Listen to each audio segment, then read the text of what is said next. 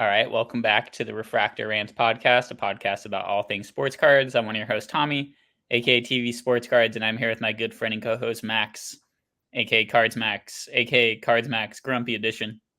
Max, how you doing? I'm doing great. It's good to have another live podcast episode. Live for me and Tommy, not for you, but we might be changing that. That might be in the works. Yeah, you love teasing the people, Max, but yeah, we've been thinking about maybe doing a few episodes live on YouTube, live streaming. So stay tuned for that.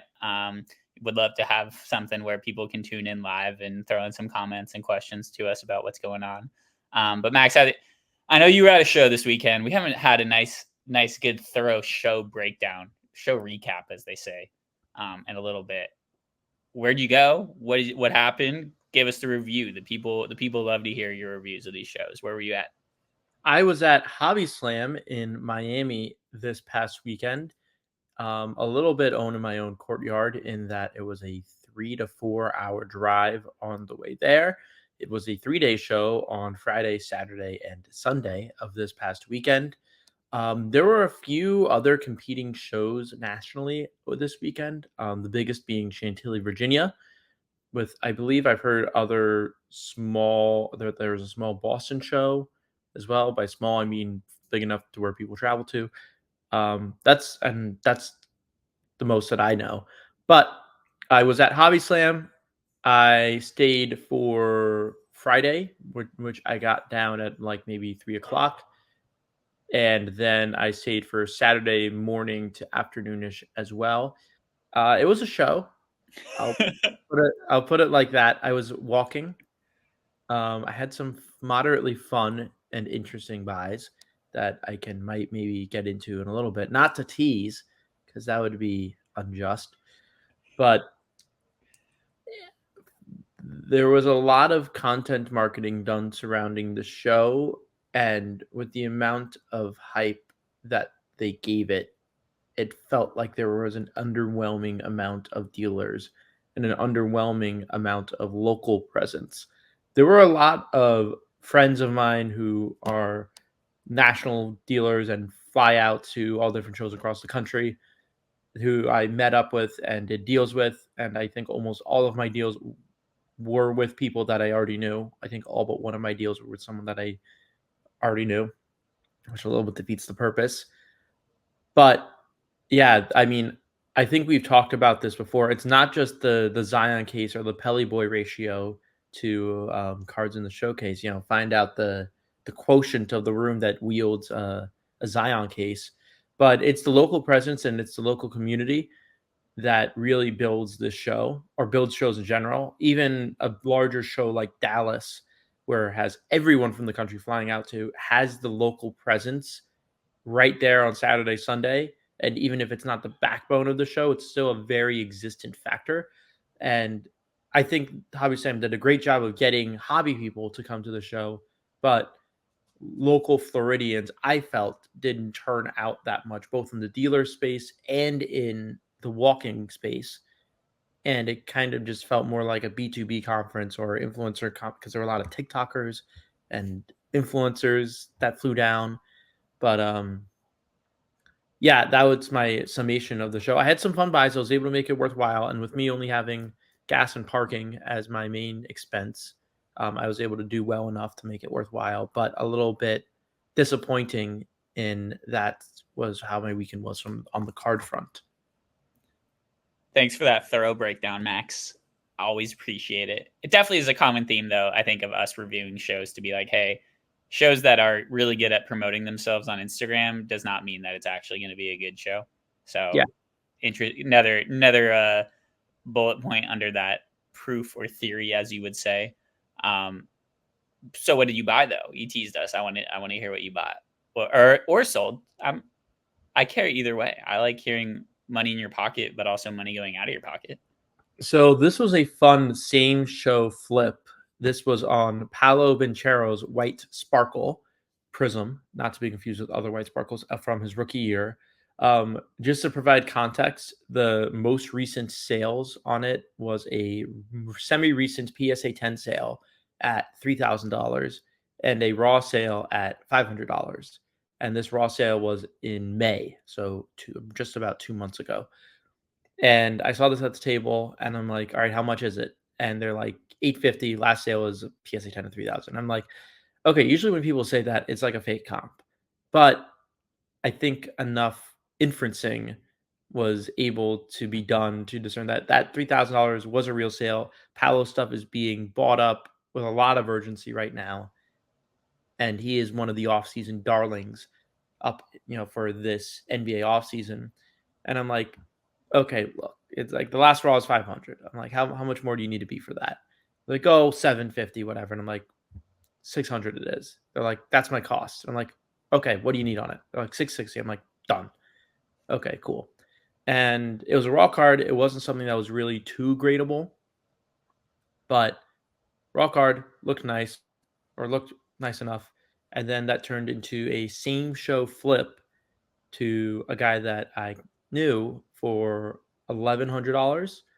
So just like that, and I know he'll make money on that too. But just like that, boom, same show flip, 400. I can't math right now. Sorry, $340 flip covers everything that I need to cover. They call me, Abby, Tommy's girlfriend, because I am a flipper. Yeah, I was gonna say how much time went down between when you bought it and when you sold it. Like an hour, maybe two. Damn. All right. Well, the dollars per hour there are adding up for sure. Yeah. So that was a fun same show flip. My second biggest buy of the show is this Bobby Witt PSA 9 gold first Bowman autograph. Maybe cracked, maybe not. I'm not sure yet. I'm still kind of thinking it over, but it's a true gold Bowman Chrome auto. What's not to love about these? Is that your second one that you've owned of that card? No, this is my first. I think this might be one of my first Bobby Witt autos ever, but definitely one of this high end. I thought you had a BGS 9.5 of some Bobby Witt at some point that was worth a lot. Am I tripping? Not a first Bowman. Oh, I'm tripping then. That's crazy. That's a cool flip. Is that what you put that Puka money into? I know I saw you sold the Puka. Did sell my Puka Green Kaboom. No, the Puka Green Kaboom is definitely a way bigger card than that Bobby Witt. What are you able to divulge the story behind the Puka or no? I'm not going to divulge it too much. I think buying unique cards and commanding the market on them is important. And it's good to toe the fine line between market manipulation or an attempt to manipulate the market, because if you're market manipulating, you probably won't be successful in this space. But attempting to market manipulate and actually fostering genuine demand for a card. I know this. I eventually sold the Puka Kaboom to a Los Angeles Rams collector, and they were very happy with it. And I was very happy as well. ROIs can be the strongest on the most obscure and coveted cards, even if it's Puka Nacua, still a green Kaboom 1 of 1.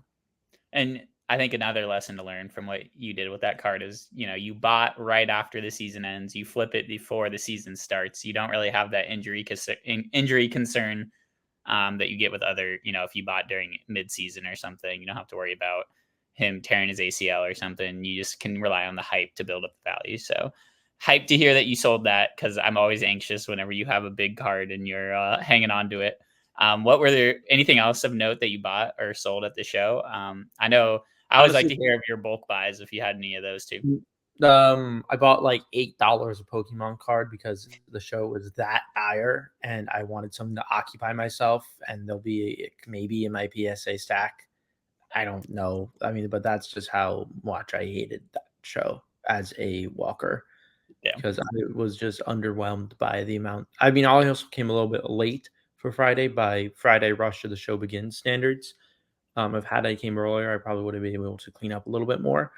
But I did not enjoy myself at the show, which is why I left by Saturday at noon. Yeah, I was going to say, I feel like it's pretty rare to hear you're not riding out till the very end of the show.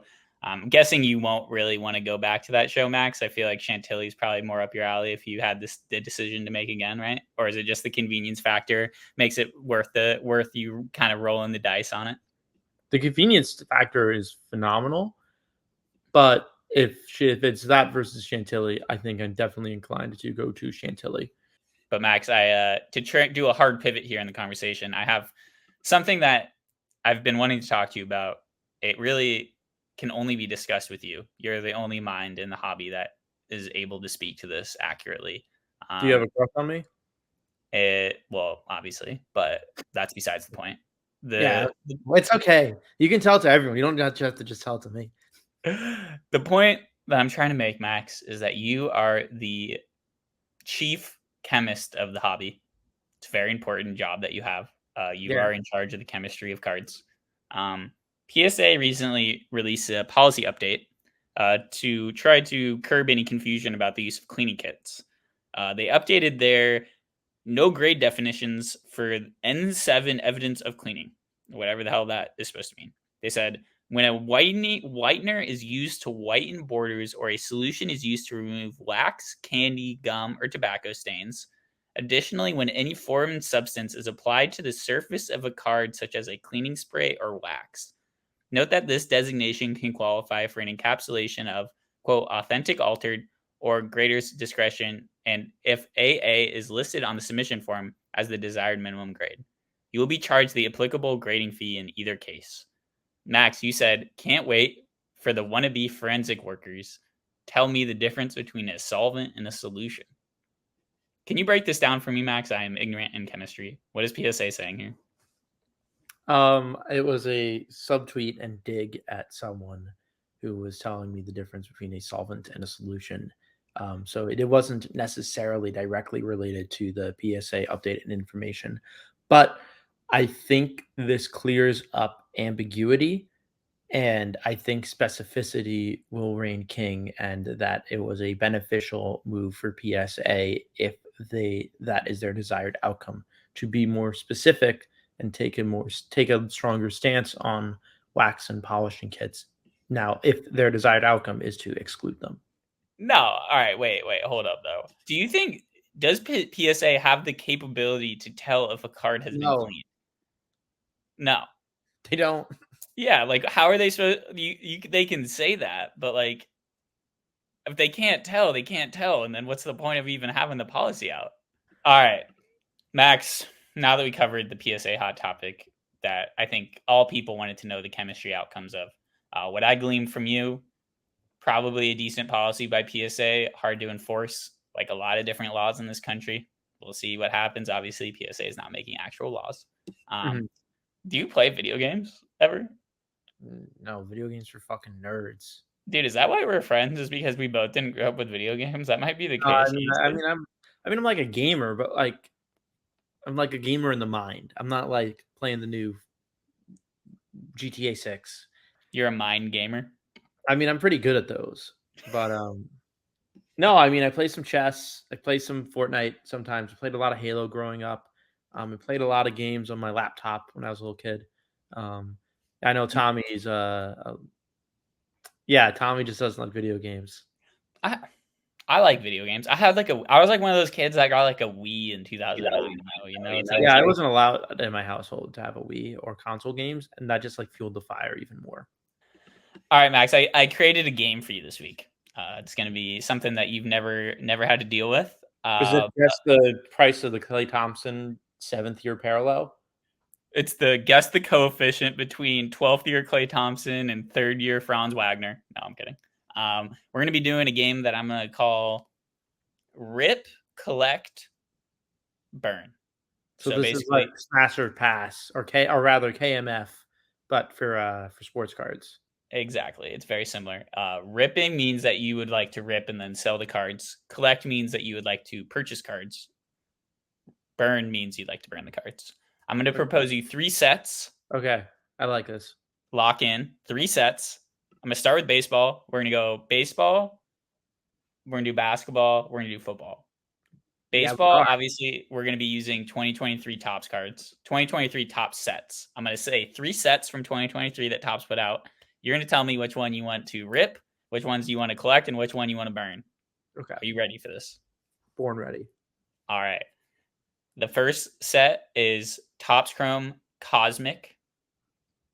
Second set, Topps Gilded Collection.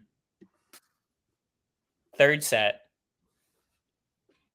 Topps Finest Flashbacks. I'll repeat those.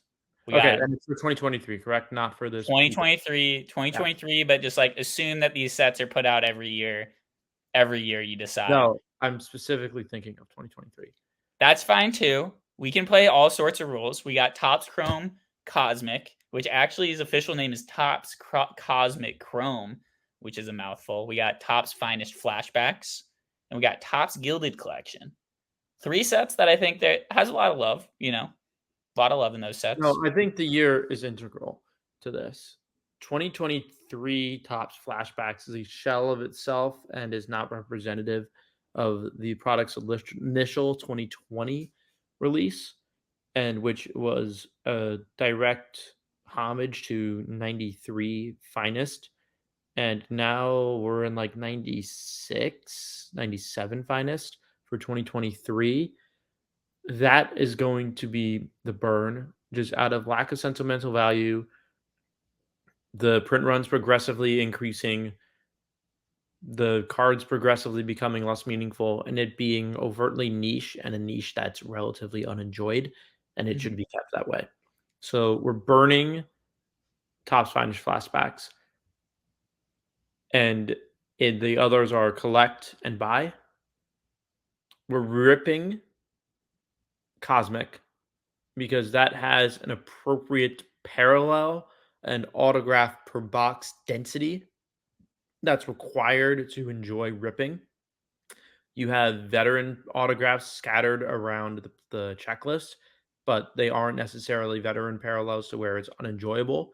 And you're not going to get lower end rookie autographs that would make it an unenjoyable rip. And I think that there is secondary market value that commands it to be enough of an efficient rip. I don't know at like $700 a box or whatever they peaked at, but at a lower price point, it's a premier Chrome release, and it has the print run and the enjoyability for it to be a fun ripping session, even if it's a little bit intergalactic and out there. Intergalactic and out there. Yeah, even if it's a little bit of a out of this world theme, it still gravitates enough to the Earth's core and the collector base to where it can be appreciated. And collecting is definitely gilded. I think any set that has direct relation to flagship immediately becomes collectible.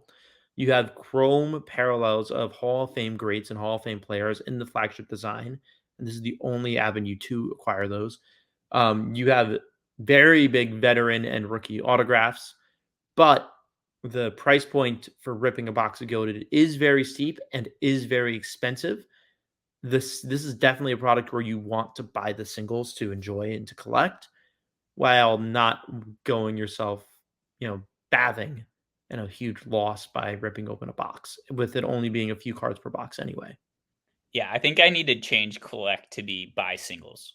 That might be a nice little nuance that we make. But I think you make a really good point there, Max, with Finest Flashbacks. It really relates well to what I wanted to talk to you about with this like new Prism Deca product that that Panini's putting out. Prism Deca or Deco, I forget exactly what they're calling it, is like a 10-year quote unquote homage to whatever Prism set was 10 years ago, which I think they already missed the boat though, because they're trying to remake 2012 Prism for this year's NBA draft class or last year's NBA draft class, so they can get more Wemby Prism cards out in the world. That Prism Monopoly and normal Prism wasn't enough. They need this new Prism Deca. But like the whole appeal of that is that 2012 and 2013 and 2014 Prism have all this allure where people love those sets. And it's the same thing with Finest, where like the 93, 94, 95 Finest have all this nostalgia. But once you get past those years, it really just kind of wanes in its significance, because then in the late 90s, you get all those other sets coming in that have all these serial number. That's when PMGs become the number one thing people wanted, things like that, where it's like any set that is paying homage to past sets, unless you're like fucking Topps Heritage, where you're about to run through, or Topps Platinum Chrome or whatever, where you're about to run through 60 years of Topps. It's like, why are you doing these throwback sets? It's like you're eventually going to hit the point where that set died legitimately already. but I mean, Prism hasn't died. But like, who's going to be wanting to collect Prism Deca in 2033, trying to collect the throwbacks to 2023 Prism? Like those, I don't know. Max, do you agree with that? Yeah, I agree. Nice. Well, on that note, we're going to move into basketball. No, and we're going to pivot because I'm going to throw back at you. Oh shit! Oh shit! What Okay. are we doing with Topps Heritage Mini? So I think Topps Heritage Mini is a one-off. Rip, collect, or burn? I think you gotta For collect 2024. it. You gotta collect it. I mean, it's only gonna be put out this year because 1975 Topps is the year that has the famous minis. I don't think they're gonna keep. I actually was thinking about minis though before this because I got in. Nice little transition right here. I actually have a mini card in my hand that was postmarked May 30th and just got to my door June 24th. From our friend HB Miller. This is a 2016 Carlos Rodon Blue Gold Cup from Topps Mini out of 10. Had a nice little trade with Hayden for this one. But I feel like these would be really fun as inserted parallels in flagship. You know, if you're going to try to blow up the amount of parallels, like stop throwing fucking hot dog parallels in. I'd rather have colored mini parallels inserted into normal flagship. So my official thought on minis, Max, is that I like them. I like them better though as inserted parallels, like they've done in past years of Heritage. Is that a fair take, or you think that's a whack take? It's fair. All right. Well, I appreciate that. I like when you think my takes are fair and not ridiculous. You ready to go into basketball mode? You ready to put your Jordans on and hit the courts? I'm ready to put my CP3s and KDs on. My Clay Antas are on now. We got 3 basketball products from, I'm using 2022-23. So Max, remember, this is collect/buy singles. This is rip and sell the cards you rip and then burn. Those are the 3 options. We got 3 sets from Panini for basketball. We got Panini Contenders Optic. We got Panini Photogenic. And we have Panini Revolution. I'll repeat those. We got Panini Contenders Optic, Panini Photogenic, Panini Revolution. We've talked about all these sets, I think, at various points, but Max, which one are you collecting/buying singles of? Which one are you ripping/selling? And which one are you burning? We're collecting, buying singles of Contenders Optic. Chrome autographs are good. There's a strong enough presence of veteran autographs for it to be enjoyable. It is a very cost inefficient rip, and that you are going to get murdered on probably. Cracked ice and gold. Actually, they don't have. Do they have? No, they do have gold auto. I get Contenders Optic confused for football and basketball, and that I guess for both they have the gold autographs, but for Contenders non-optic football, they don't have gold auto. They have the gold medal autographs, and they don't have the gold parallel autographs, which is I think an important difference because golds are important. But you get your cracked ice, you get your gold, you get your base cards, you get your autographs that are premier of rookies and veterans, and on a singles basis is very desirable and will be the marquee autograph of most players. You collect Photogenic. They are a Stadium Club wannabe. They've taken strides in year 2. They've grown from just being an online exclusive, not much, but they have grown. The photo selection is a little bit better. The singles are getting a little bit pricey, but that's why we're keeping it as the rip, and that you can have good enjoyment throughout the base cards, through to the parallels in that box to make it efficient. And we're burning Revolution. Ugly set. The only person that cares about Galactics are nerds. I am shaming you. They don't belong in your collection. Cards with shards are not aesthetically good looking. They're overpriced, and you got bought into a gimmick. You are such a hater of Revolution, and I kind of love it because I love Revolution, so it's a good balance for us. It's a good yin yang moment for us, but Yeah, it's hard for me to hate on that. It's hard for me to hate on it. Yeah, but like, what in the world is the difference between like Revolution and trying to think of like a really garbage baseball set? But I don't think there's any garbage baseball sets in comparison to Revolution. There's not really any sets. I mean, I was gonna say Topps Cosmic Chrome, Oh, but we were just Chrome's way better. They're not just blank backgrounds with shards in them. It looks like the cards are from outer space. It looks like Neil Armstrong went to the moon, picked up a meteorite, and inside the meteorite there was a baseball card in it. Revolution means like I like took a piece of paper from my printer and I crumbled it in my hand, and that's what the basketball card looks like. holy fuck, dude! You got me on that one. All right, well, Max, I think it's time for football. Are you ready for it? Like I respect niche parallels. I will respect the presence of galactics in the hobby, but I will not enjoy them. I think. All right, you. And this point no longer has legs to stand on, but previously, in Give like me the Hoops first. premium stock over Revolution. All right, we don't say any more It's words. it's easily the most underrated set that was ever printed and was only present for 1 year because of print run increasing. Are you aware that it's actually they had Hoops Premium in last year's And Contenders? Chronicles. Chronicles, I mean, yeah, in Yes, I am Chronicles. aware.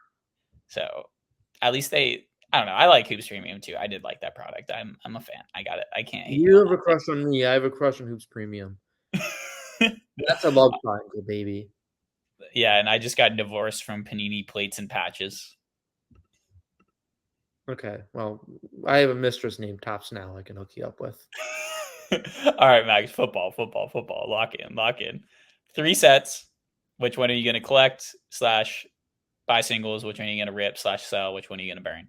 We got Panini Gold Standard. We got Panini Origins. And we got Panini Zenith, which I believe was the first year they released it in 2023, but I'm still including it. So to repeat. No, I think has Zenith really been around only 2 years? Well, I know that it's been around. I mean, it's been around. It was one of those old-timey IMO Mitch sets that he likes from the early 2000s, but I think it was dead for a while. Yeah, it got brought back in 2020. Well, I'm a dumbass. Well, I'm going to repeat here, Max. We got Panini Gold Standard. Yeah, we're burning that. You're going to burn that over Origins? Oh, easily. Yeah, the only good thing about Gold Standard is that it's one of the first memorabilia releases that has NFL rookies in their NFL uniforms. The cards are atrocious. The cards are ugly. They're cheap looking. The design's bad. Literally, the only gimmick is that they're first. I feel like Origins is what you think Revolution is. Like Origins. Yeah. Origins, and what was the third set? Third set was Zenith.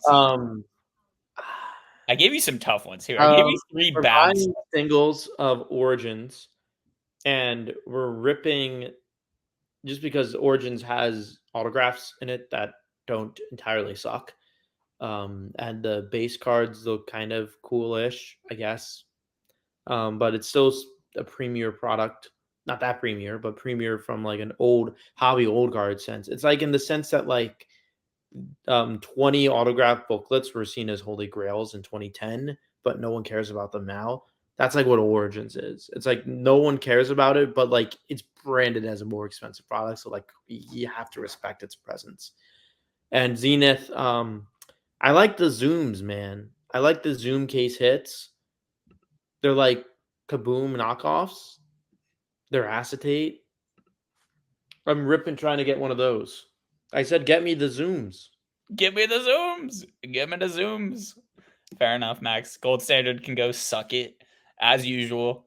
Max, before we go into eBay buys of the week / sports card deals of the week, can you tell the people the story about last week when we tried to record, but we weren't able to record? Can you tell the people what went down? Yeah, so I was vacationing in Italy and I was in Rome, and I was trying to find a quiet place to record the podcast in my hotel lobby. I decided that there was no quiet spot in my hotel lobby or hotel ground floor. And I went out to the streets of Rome. Outside of my hotel, there was a pastry shop. It is 1 a.m. and there were, as many Italians do, there were lots of Italians smoking a drag on the chairs and sitting down at the tables. And I bought a cannoli from the shop. And then, okay, I go to outside, I get my cannoli. open on my laptop, and then a lady who worked at this place said, "Go, go," and I'm like, "I bought a cannoli," and she said, "Go, go." So my attempt to record the podcast out in the streets of Rome past midnight was unsuccessful. They do not like the hustle culture that us Americans bring. That would have been an absolutely iconic moment. But I appreciate your effort, Max. No one can say that you are not for this hobby, that you aren't out here grinding. And Yeah, that, my most attendance for the podcast is one episode, and Tommy's is like 15. yeah, anytime that we don't record, it's almost always my fault, which I take full responsibility for. If you want to direct hate, no subtweet at Saratoga Slabs, please direct it towards me, not the podcast. But on that really weird note, Max, let's get into buys of the week. Yeah, I just gotta throw shade where I can. I gotta throw shade at myself. Buys of the week. I bought a lot of eBay. Bought a lot of Bowman autos. Who cares? But I think by far the coolest one and most unique one was a 2022 Bowman's Best Gold autograph of Julio Rodriguez. This is a card that I have a little bit of a history with. I bought it in a PSA 9 last night. It is a card that in September of last year I sold in a PSA 10 for $1,300, and that was with the card dropping because Julio Rodriguez was cold in the middle of the season. I bought a PSA 9 of this card in 2024, in June of 2024, for $355. And I felt that for a true gold Julio Rodriguez rookie auto, that was phenomenal value. Like, I don't care. Like, even if I mean, I'm going to crack it, grade it, do whatever to it, or not do whatever to it, rather. But, put it in my submission and hope for the best. But I think that by far was the most interesting buy that I had this week. You're not scared. You're just like, you're playing the grading game. You're not scared about Julio having a down year right now. No, I'm a man. I can take it. Fair enough, Max. Any other pickups you want to think about? Some maybe while I go, or you got anything else? I'll go two more that are also unique. Maybe more unique. Bought a 2006 Topps Allen and Ginter autograph. Take a guess as to who? It's someone completely random. Mike Tyson. Doesn't he have autos in that set? On the right track. On the right track with Mike Tyson. On the right track with Mike Tyson, not Mike Tyson. Well, all right. So quick side note. Yeah. Quick side note, Max. I went to the Giants Cubs game on Monday with my friend Cole, who and Cole's boss met us up for beers before. And for, I swear to God, 15 minutes, all this dude was talking to me about was how for 2 years he was lurking on eBay to find Charlie Day autos from Allen and Ginter, and that he finally pulled the trigger at $350 on one, and he was so hyped about it. So shout out Ginter autos. 2006 though, there's so many good people in that set. Michael Phelps isn't in that set. I would have guessed maybe that for the Olympics or something.